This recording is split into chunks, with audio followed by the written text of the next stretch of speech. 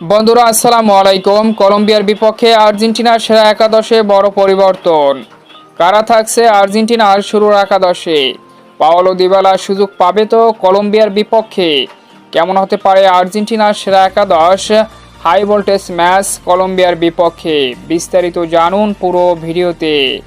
বিশ্বকাপ বাছাই পর্বে সেপ্টেম্বরের সবথেকে বিগ হাই ভোল্টেজ ম্যাচে কলম্বিয়ার বিপক্ষে মুখোমুখি হতে যাচ্ছে আর্জেন্টিনা।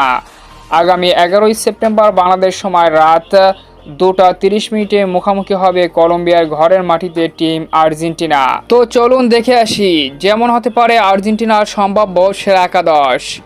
গোলকিপার পজিশনে এমিলিয়ানো মার্টিনেজ, রাইট ব্যাগে Nahuel Molina, centre back Cristiano Romero, Nicolas Otamendi, Lisandro Martinez, midfielder Rodrigo De Paul, Mac Allister, Enzo Fernandez, Nico Gonzalez, forward Julian Alvarez এবং Lautaro Martinez.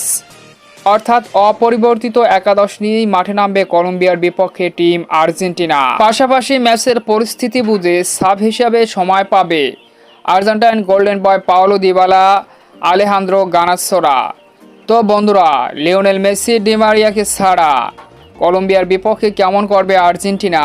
অবশ্যই কমেন্ট করে আপনার মতামত জানিয়ে দিন আমাদের কমেন্ট বক্সে।